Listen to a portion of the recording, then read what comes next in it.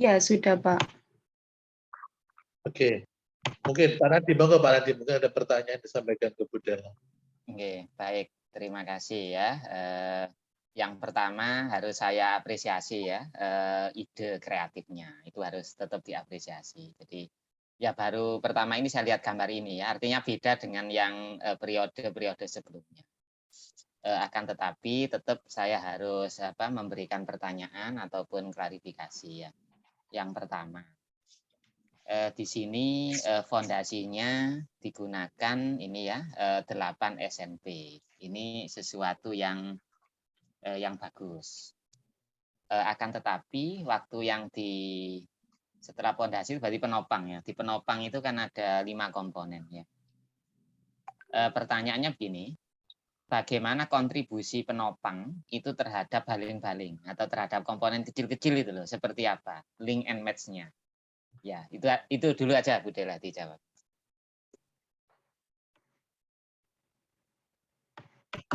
Recording in progress.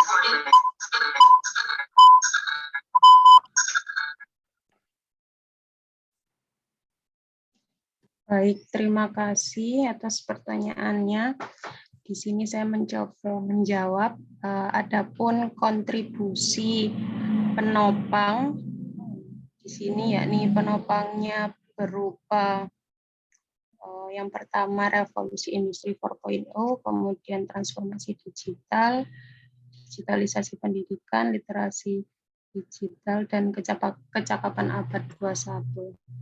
Yakni kontribusinya, karena ini gambarnya kita ilustrasikan sebagai sebuah kincir angin, mungkin kontribusi dari penopang ini terhadap adanya baling-baling adalah menjaga keseimbangan dan juga pola putarannya, Pak. Jadi dalam hal ini dalam proses perencanaan, kemudian pelaksanaan dan penilaian itu ketiganya berporos atau berpacu atau berpusat dari adanya 5 permasalahan yang sedang terjadi saat ini. Jadi awal mulanya adanya baling-baling ini itu dilandasi oleh adanya 5 permasalahan pada bagian penopang. Kemudian jika melangkah ke bagian yang lebih bawah itu ada 8 standar penilaian, standar nasional pendidikan, ya, 8 standar nasional pendidikan, yakni meliputi standar ISIS hingga standar penilaian pendidikan, itu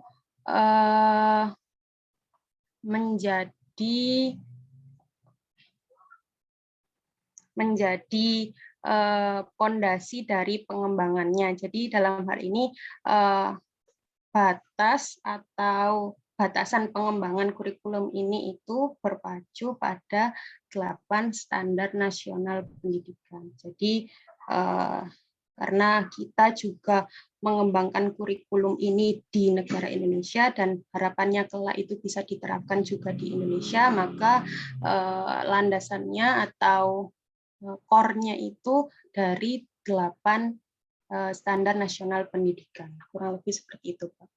Iya, baik. Maksudnya Pak Nadiem gini, supaya model ini lebih lebih bagus lagi, misalnya orang melihat gini. Itu di komponen baling-baling sebelah kiri itu kan ada 4 ya, mulai tujuan, materi dan seterusnya. Kemudian yang atas itu ada juga ada berapa? 6 ya. Kemudian yang kanan ada 5. Lah itu kalau bisa itu dibuat ini ya, link gitu ya. Seandainya penopangnya itu tidak horizontal, vertikal. Artinya kontribusi revolusi industri, kemudian 21st century skill, digital literacy itu setara, tapi nanti muaranya ke ke baling-baling.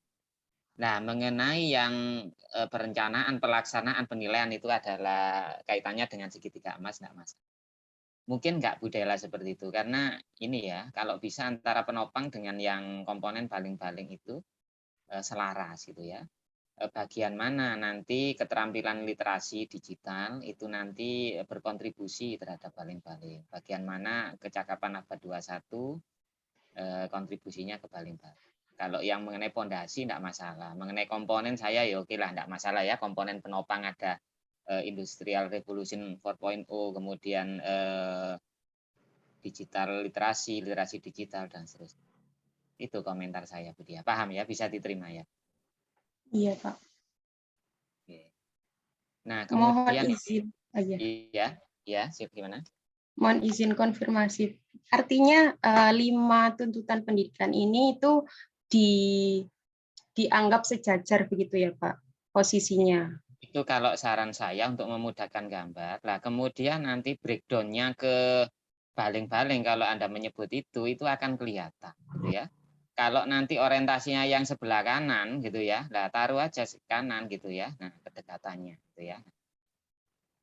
Anda atur sehingga ada hubungan antara penopang ya dengan ya baling-baling, termasuk yang poros. Kalau porosnya itu kan ada itu ya, oke saya setuju yang di poros itu ya kan gitu kan. Nah, gitu. Jadi jangan sampai mulai dari ibaratnya fondasi itu parsial gitu ya. Kalau tadi kan didasari mulai isi, benar isi itu nanti terkait tujuan, materi itu isi ya, proses itu metode, strategi itu kan nanti ke proses gitu ya, dan seterusnya sampai penilaian gitu. Jadi gitu ya. Ya. Ya, Pak. Kemudian satu hal lagi ya. Jadi di akhir-akhir ini itu kan disarankan bahwa inti pembelajaran itu kan TIPEK gitu ya. Awalnya PSIK, SIK, BSIK, kemudian TPAJK ya, TIPEK. Nah, Bu Dela juga harus memikirkan hal itu. Entah ditaruh di penopang atau apa, itu kan yang disarankan oleh bahkan UNESCO itu ya. Technological Pedagogical Content. Artinya nulisnya masuk, meliputi konten, meliputi pedagogik, meliputi teknologi. Ini tadi kan intek ya, teknya kan teknologi ya, edunya. Ya itu aja 2 hal dari saya. Ya, saya kembalikan ke Pak. Ya, terima kasih. Ya. Bisa dengar suara saya, Bu Dela ya? Ya, bisa Bapak. Oke. Yang pertama, dalam pengembangan desain kurikulum itu kan memiliki makna filosofis. Dan itu perlu dipertimbangkan begitu ya. Jadi jangan sampai kita terjebak desain less meaning. Jadi malah makna perlu dipertimbangkan. Untuk substansi saya rasa tidak ada masalah dengan Mbak Nadi. Cuman apakah benar ya harus direpresentasikan sebagai sebuah kincir air misalnya. Di situ ada penopangnya. Terus yang menjadi final goals-nya itu seperti apa? Tujuan akhirnya itu yang mana kira-kira? Bisa tidak dijelaskan, Bu Dela? Seperti apa kalau kurikulum diterapkan? Ya, baik. Terima kasih. Adapun tujuan akhirnya itu berupa ini, Pak, berupa poros dari baling-baling kincir air. Tadi karena berangkatnya dari adanya program digitalisasi sekolah, sehingga penulis itu berusaha menawarkan kurikulum yang bisa mengcover program tersebut. Jadi nanti harapan ke depannya sekolah-sekolah itu sudah mengemas pembelajarannya dalam bentuk digital seperti itu, Pak. Yang didukung oleh aspek media, kemudian metode, kemudian dari aspek kompetensi guru, siswanya, dari segi penilaiannya, sehingga tadi juga ditampilkan beberapa referensi platform digital yang bisa digunakan dalam mendukung terlaksananya proses atau program digitalisasi sekolah. Kurang lebih seperti itu, Pak. Nanti harapan ke depannya. Oke, saya rasa bagus ya. Cuman itu tampak enggak dalam desain ini, Bu Dela? Bisa ditunjukkan tidak dalam desain ini? Seperti kalau dalam Kalau dalam desain ini, program digitalisasi sekolah itu dijadikan sebagai poros dari kincir air, Pak. Jadi yang menggerakkan semua semua bagian dari baling-baling itu adalah program dari digitalisasi sekolah. Kurang lebih seperti itu, Pak, gambarannya jika ditampilkan dalam bentuk skema. Oke, ya, ya silakan ya. Ini kan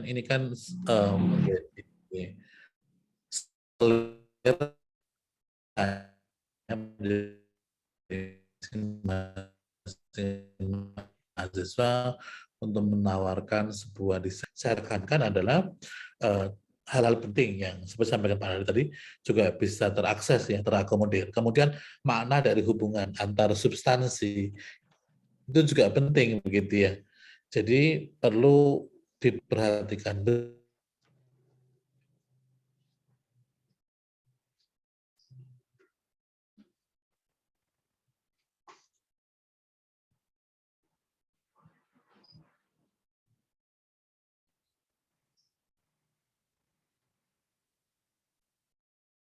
Mohon maaf Pak Eko, suaranya putus-putus. Jaringannya nge-lag, Budel. Oh, semua berarti ya Pak? Iya.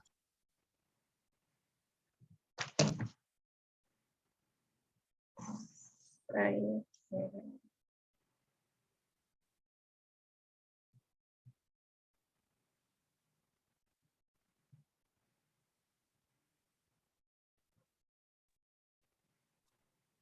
Oke, saya ulang sedikit ya. Jadi tadi sampaikan oleh Pak Nadiem mungkin bisa menjadi pertimbangan untuk merevisi desain kurikulum yang ditawarkan, termasuk juga hal-hal penting yang perlu diperhatikan ya, terkait dengan komponen-komponen untuk mencapai tujuan akhir dari kurikulum.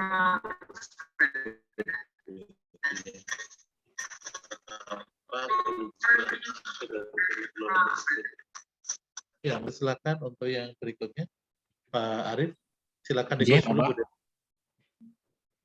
Baik, terima kasih atas sarannya Pak Nadi dan Pak Eko. Saya akhiri. Wassalamualaikum warahmatullahi wabarakatuh. Waalaikumsalam warahmatullahi wabarakatuh. Baik, saya lanjutkan untuk presentasi yang kedua mengenai rancangan desain kurikulum yang sudah saya buat. Sudah terlihat ya? Ya, sudah Pak. Sudah. Baik, Assalamualaikum warahmatullahi wabarakatuh. Waalaikumsalam. Selamat pagi, salam sejahtera untuk kita semuanya. Mohon izin Bapak Ibu sekalian, pada pagi hari ini saya mencoba untuk mengkomunikasikan hasil inovasi pengembangan kurikulum yang sudah saya susun sedemikian rupa, yang berjudul di sini adalah Kurikulum Integratif Society. Di mana kurikulum ini saya buat dan saya susun berlatar belakang dari beberapa hal, di mana yang pertama ini adalah mengenai pengembangan kurikulum. Merupakan salah satu komponen yang sangat menentukan keberhasilan sebuah proses pendidikan. Sementara pengembangan kurikulum ini merupakan suatu proses perencanaan kurikulum agar menghasilkan rencana kurikulum yang luas dan spesifik.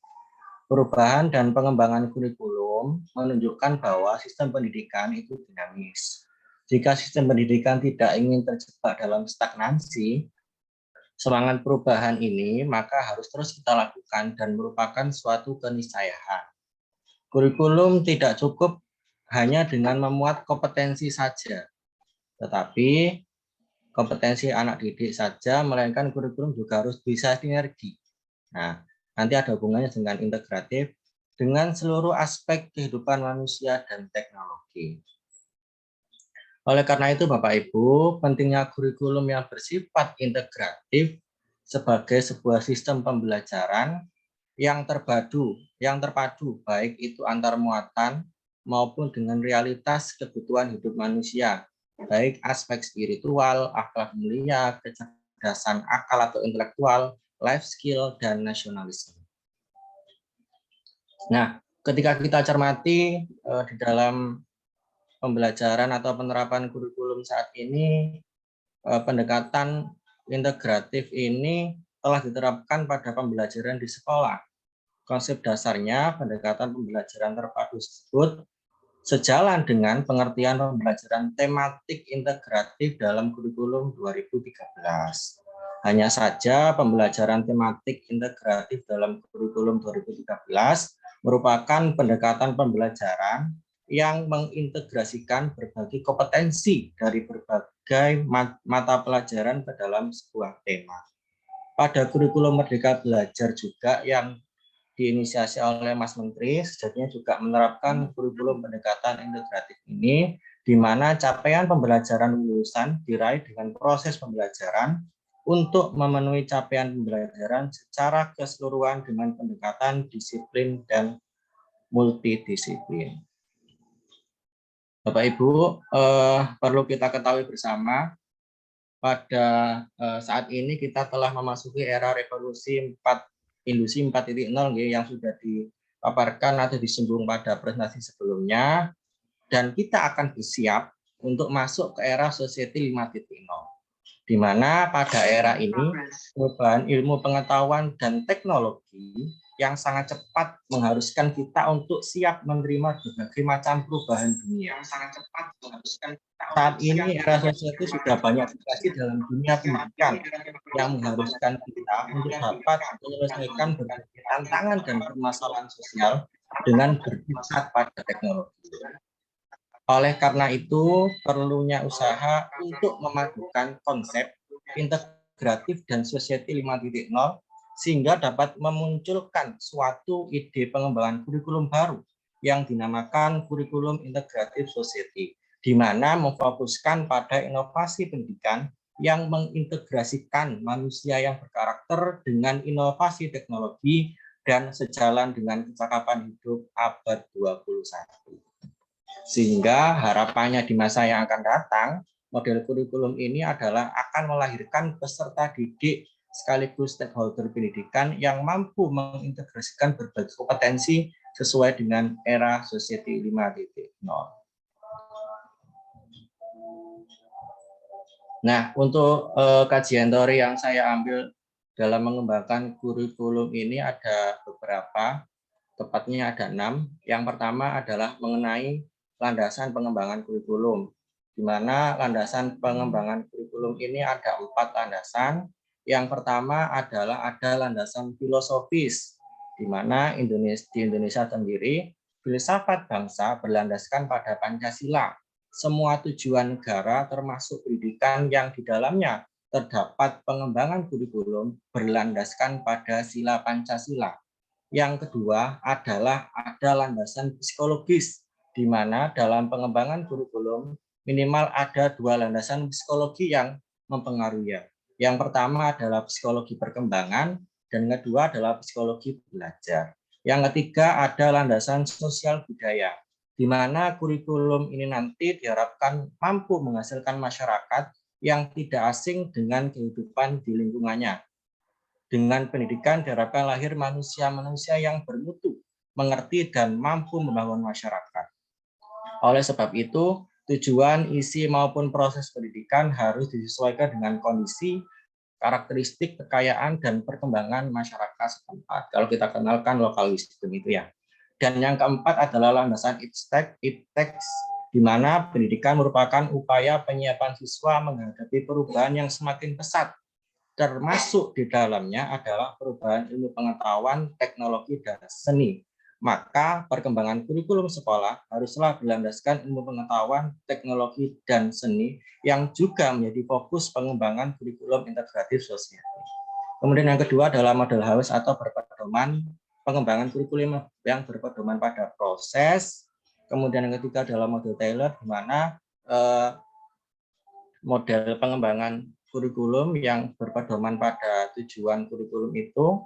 Kemudian yang keempat ada integratif, di mana integratif ini adalah sebuah pembelajaran yang bersifat terpadu baik itu antar muatan-muatannya maupun dengan realitas kebutuhan hidup manusia dari berbagai aspek.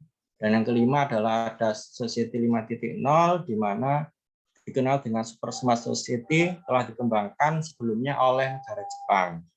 Nah, era ini dikonsep untuk menjadikan manusia sebagai fokus utama yang menjadikan teknologi sebagai pegangannya.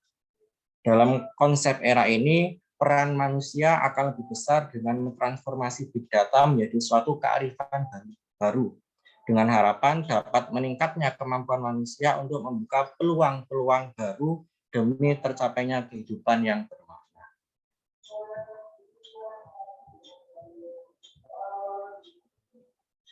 Dan yang terakhir, kalau kita cermati juga mungkin beberapa poin sudah diadopsi di kurikulum 2013 dan kurikulum Merdeka, namun saya coba mengambil dari sisi lain untuk pengembangan kurikulum ini. Nah, ini adalah model desain pengembangan kurikulum yang sudah saya susun, di mana kalau kita cermati ini seperti sebuah tanaman, di mana di kanan kirinya ada sebuah bunga-bunga, ada dua di situ, ada bercabang dua bunga. Nah, di sini adalah model pengembangan kurikulum integratif society, di mana yang sudah saya jelaskan sebelumnya bahwa pengembangan kurikulum ini berlandaskan pada 4 aspek. Yang pertama adalah landasan filosofis, kemudian landasan psikologis, kemudian landasan sosial budaya, dan landasan ipteks.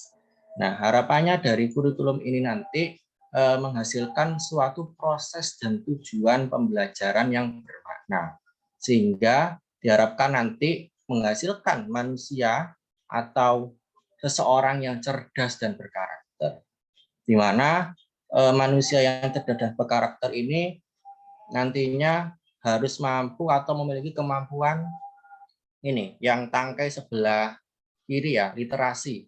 Nah, kalau di situ kita kenal ada 6 literasi dasar. Yang pertama ada literasi baca dan tulis, kemudian ada literasi numerasi, literasi sains, literasi finansial, literasi budaya, dan literasi digital. Kalau kita cermati di literasi baca dan tulis ini adalah pengetahuan dan kecakapan untuk membaca, menulis, mencari, menelusuri, dan menggunakan teks tertulis untuk mengembangkan pemahaman dan potensi. Kemudian literasi numerasi di sini adalah pengetahuan dan kecakapan untuk bisa memperoleh, menginterpretasikan, menggunakan, dan mengkomunikasikan berbagai macam angka dan simbol matematika. Kemudian yang ketiga ada literasi sains, di mana pengetahuan dan kecakapan ilmiah untuk mampu mengidentifikasi pertanyaan, memperoleh pengetahuan baru, menjelaskan fenomena ilmiah, termasuk membangun kesadaran bagaimana sains dan teknologi membentuk lingkungan alam, intelektual, dan budaya. Kemudian ada literasi digital juga, di mana literasi digital ini adalah pengetahuan dan kecakapan untuk menggunakan media digital, alat-alat komunikasi, atau jaringan dalam menemukan, mengevaluasi, menggunakan, membuat informasi. Kemudian selanjutnya ada literasi finansial, adalah pengetahuan dan kecakapan untuk mengaplikasikan pemahaman tentang konsep dan risiko, keterampilan, dan motivasi agar dapat membuat keputusan yang efektif dalam konteks finansial. Nah, nanti juga ada kaitannya dengan proses bisnis atau kewirausahaan di dalam kurikulum ini. Kemudian yang terakhir ada juga mengenai literasi budaya, di mana literasi budaya ini adalah pengetahuan dan kecakapan dalam memahami dan bersikap terhadap kebudayaan Indonesia. Dalam konteks ini adalah juga menerapkan kearifan lokal di berbagai wilayah Indonesia. Jadi dalam kurikulum ini nanti tidak meninggalkan aspek kearifan lokalnya. Selain itu, tujuannya juga menjadikan manusia yang cerdas dan berkarakter diharapkan mampu memanfaatkan teknologi, berbagai teknologi ya. Mungkin ini adalah teknologi yang sudah disebutkan di era revolusi industri 4.0, akan tetapi penekanannya di sini adalah nanti bagaimana manusia itu bisa memanfaatkan teknologi yang sudah diciptakan pada era revolusi 4.0 untuk menyelesaikan permasalahan-permasalahan yang ada di masyarakat, sekaligus memberikan solusi konkret untuk kehidupan baik sekarang dan yang akan datang. Di mana di situ teknologinya adalah Contohnya adalah IoT atau Internet of Things, Artificial Intelligence atau AI, kemudian ada Big Data, kemudian ada robot, ada virtual atau augmented reality. Nah, untuk menjalankan kurikulum ini, maka nantinya diterapkan dalam proses pembelajaran, di mana pada pembelajaran ada 3 komponen utama. Dan yang pertama ada perencanaan pembelajaran, di mana nanti ada analisis tujuan yang berkaitan dengan masalah dan kebutuhan dalam pembelajaran. Kemudian ada analisis materi yang berkaitan dengan konteks permasalahan dalam masyarakat dan teknologi, dan analisis penilaiannya yang berbasis teknologi, pelaksanaan, dan penilaian pada pembelajaran. Kalau pada tahap pelaksanaan nantinya semuanya diarahkan pada pemanfaatan teknologi digital, dan nanti diarahkan juga pada proses penyelesaiannya atau pada kasus-kasus, sehingga nantinya teknologi yang sudah diciptakan pada era revolusi industri 4.0 memiliki manfaat untuk menciptakan suatu proses yang bermakna, baik dalam pembelajaran maupun dalam kehidupan sehari-hari. Dan terakhir adalah proses penilaian, di mana di sini penilaiannya ada 3, yaitu ada diagnostik, di mana untuk mengetahui permasalahan dan kebutuhan peserta didik, kemudian ada formatif, dan ada sumatif. Di dalam pelaksanaan kurikulum ini nanti mesti ada kurang atau lebihnya. Oleh karena itu, pada tahap akhir pasti ada evaluasi mengenai penerapan kurikulum ini, baik dari segi konsep maupun ketika diterapkan dalam pembelajaran untuk menentukan layak atau tidak kurikulum ini diterapkan pada saat ini atau pada saat yang akan datang. Nah, keterkaitan model kurikulum dengan teori, yaitu sesuai dengan teori yang dikemukakan oleh Rapid W. Taylor tentang pengalaman pendidikan, apakah yang sangat perlu disediakan dalam dan proses pengorganisasiannya, maka konsep kurikulum integratif society ini lebih fokus pada konteks terhadap manusia. Kalau kita bandingkan dengan revolusi industri menggunakan AI dan kecerdasan buatan sebagai komponen utamanya, sedangkan kalau society ini menggunakan teknologi modern, hanya saja mengandalkan manusia sebagai komponen utamanya. Pengalaman yang diberikan pada kurikulum ini bukan hanya cara mengajar, namun yang paling penting adalah perubahan dalam perspektif konsep pendidikan itu sendiri, yang mampu memberikan berbagai kemampuan peserta didik seperti keterampilan hidup, kemampuan hidup bersama, berpikir kritis dan kreatif, serta mampu mengembangkan soft skill dan transversal skill. Sehingga kesimpulan dari pengembangan kurikulum integratif society ini memiliki harapan ke depan terhadap model kurikulum ini, yaitu akan melahirkan peserta didik maupun stakeholder pendidikan yang mampu mengintegrasikan berbagai kompetensi sesuai dengan era society 5.0, diantaranya tentu ada 6 literasi dasar, kemudian berpikir kritis, bernalar kreatif, komunikatif, kolaboratif, dan kemampuan problem solving, serta menjadi manusia berkarakter yang berlandaskan Pancasila dan mampu menyelesaikan berbagai tantangan maupun permasalahan sosial dengan memanfaatkan inovasi teknologi yang lahir pada era revolusi 4.0. Sekian yang dapat saya sampaikan, kurang lebihnya mohon maaf. Mohon saran dan kritik dari Pak Eko dan Pak Nadi. Terima kasih. Oke, terima kasih Pak Arief. Ya, saya rasa bagus ya rancangan kurikulumnya. Mohon izin ya Pak Nadi, saya duluan. Ya. Oke, Pak Arief mungkin bisa menayangkan kembali desain kurikulum yang dipresentasikan tadi, Pak. Ya. Seperti yang saya sampaikan di Budela, bahwa representasi yang dibuat ini sebenarnya menggambarkan maksud dari penulis ya, maksud dari perancang atau desainer kurikulum. Nah, mungkin sebelum saya bertanya, semua representasi yang Pak Arief tuliskan itu menjadi gambaran itu. Sekarang ingin saya cross check, evaluasi pembelajaran dengan garis panah yang arahnya ke kanan kiri itu apa maksudnya, Pak? Itu evaluasi secara menyeluruh, Bapak. Jadi evaluasi baik konsepnya maupun ketika nanti diterapkan dalam pembelajaran. Oke, evaluasi secara menyeluruh ya. Ya, bagus. Ya, mungkin ya silakan saja. Kalau saya seolah-olah ini kan evaluasinya itu terus-menerus ini ya. Jadi ya evaluasi sebelumnya ada post evaluation, ada pre-evaluation, ada post evaluation. Ini akhirnya menimbulkan penafsiran yang berbeda antara saya dengan Pak Arif itu. Jadi upayakan simbol-simbol yang digunakan termasuk pada bagian ini Pak, filosofis, psikologis, apakah maksudnya dari filosofis ke psikologis, kemudian ke sosial budaya, terus ke iptek, setelah ke iptek itu kemana begitu. Ini kan juga perlu untuk direnungkan gitu ya. Jadi simbol-simbol yang digunakan Pak Arif di situ harus bisa dimaknai Pak, karena ini menjadi satu bahasa informatif terkait dengan desain kurikulum yang Pak Arif rencanakan. Ya nanti mohon mungkin Pak Andi bisa menambahkan nanti. Nah terus yang berikutnya di situ ada dua sisi yang cukup menggelitik saya.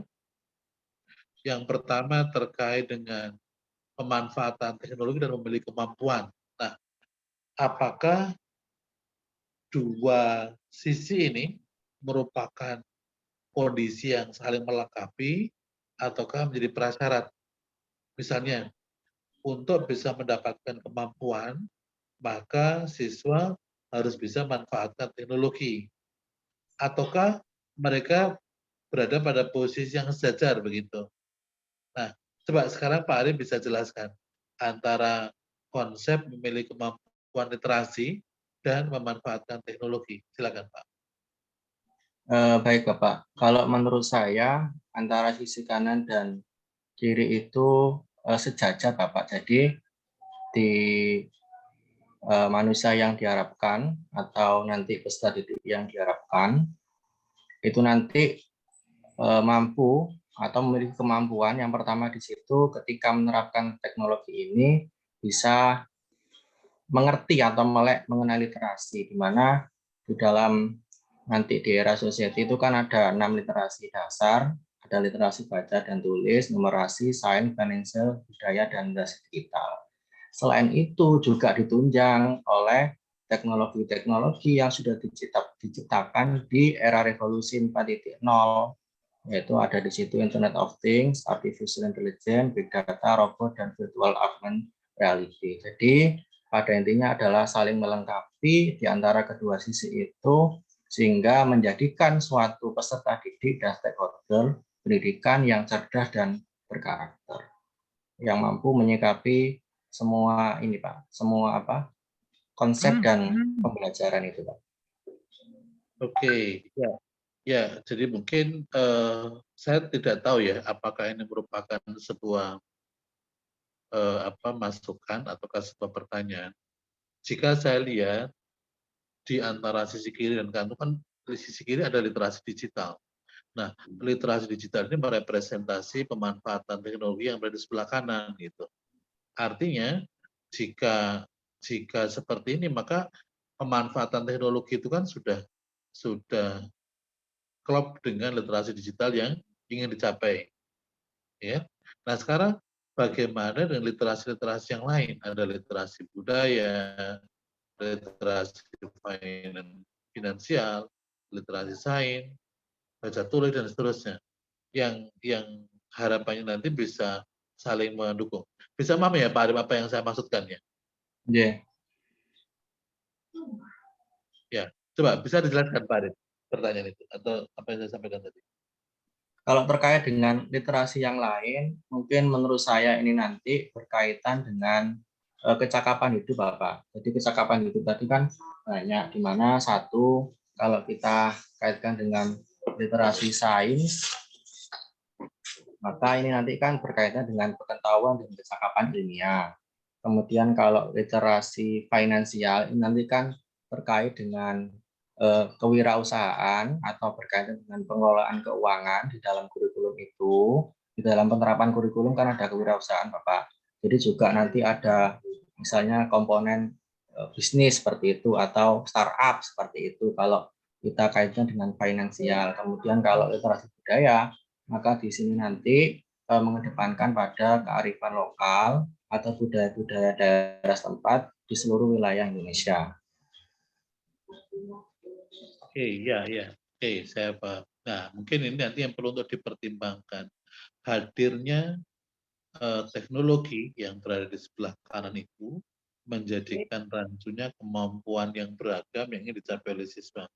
Seandainya ini kalau bayangan saya yang sederhana sebagai seorang yang awam melihat, jika dari filosofi, psikologi, sosial, ipteks itu muncul harapan, proses dan tujuan, muncul proses tujuan manusia yang cerdas dan berkarakter dengan kemampuan ini, maka saya rasa akan jauh lebih nyaman untuk dilihat begitu.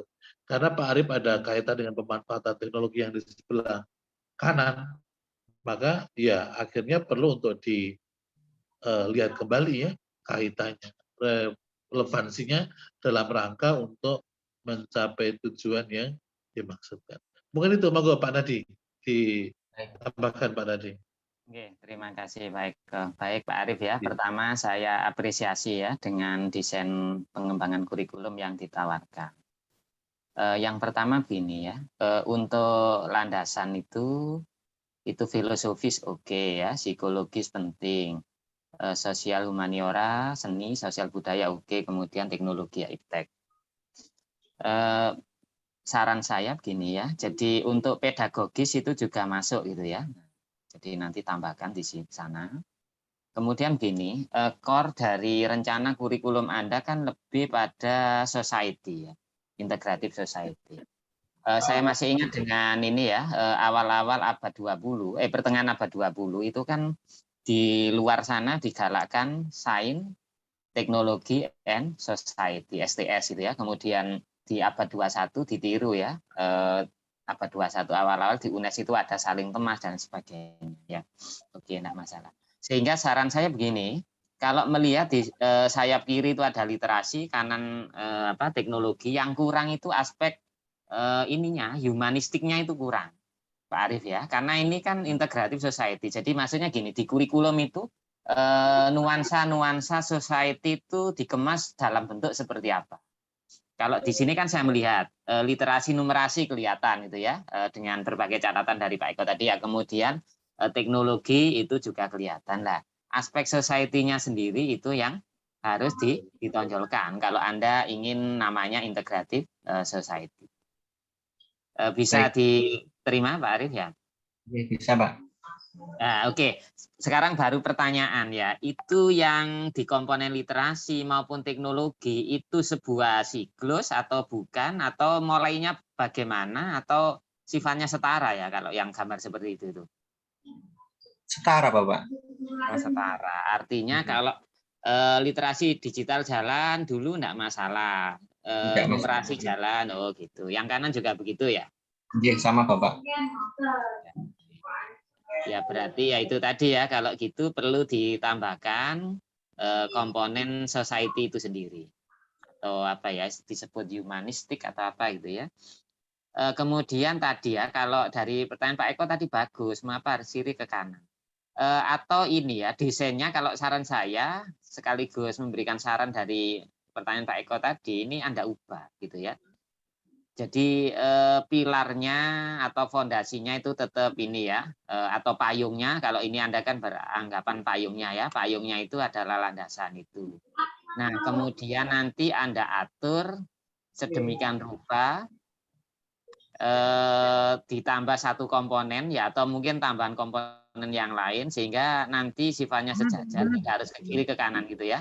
Mungkin seolah-olah segitiga sama sisi atau apa gitu ya. Nah kemudian core dari pembelajaran itu ada di dalam. Perencanaan, pelaksanaan, kemudian penilaian itu adalah ada di bagian segitiga sama sisi. Sisi yang satu misalnya bicara literasi tadi ya, literasi numerasi. Sisi kedua itu berarti teknologi. Sisi yang ketiga humanistiknya atau apa gitu ya. Lah itu tambah bagus gitu ya. Jadi enggak ada kesan nanti ini ya yang di bagus identik yang kanan, nah kayak itu nah, seterusnya ya. Sementara yang core pembelajarannya ada di dalam. Ya itu aja nggih saran saya nggih Pak Eko. Baik, ini saya izin nggih, habis ini ke kampus saya ini persiapan. Monggo Pak Nadi, ini saya sudah di kampus soalnya Pak Nadi. Oh nggih Pak Eko.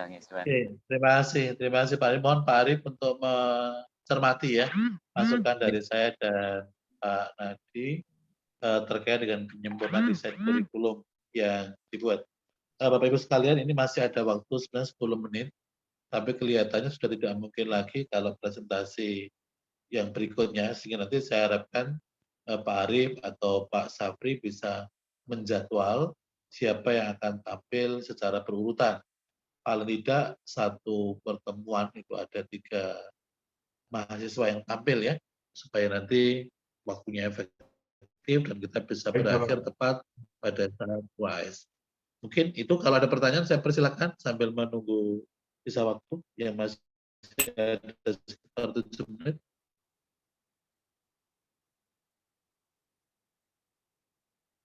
Ada pertanyaan Bapak Ibu? Tidak ada? Tidak ada Bapak. Oke, tidak ada. Ya, oke, terima kasih Bapak Ibu sekalian atas waktunya. Cukup singkat kuliah kita pagi hari ini karena memang situasinya masih puasa, dan sekali lagi saya ucapkan selamat menunaikan ibadah puasa yang sedang menjalankan. Semoga tuntas ya. Dan terima kasih juga komunikasinya untuk saya harapkan yang akan tampil bisa menyampaikan lebih awal ya materi yang mau dipresentasikan. Terus jangan lupa melengkapi dengan makalahnya ya. Jadi jangan hanya PowerPoint saja. Tadi saya lihat mungkin Pak Arif nyusul. Jadi mohon dilengkapi juga makalahnya sehingga nanti bisa menjadi dokumen untuk mata kuliah pengembangan kurikulum. Terima kasih Bapak Ibu, semoga selalu sehat. Terima kasih Pak Nadi. Saya akhiri, Assalamualaikum warahmatullahi wabarakatuh. Waalaikumsalam.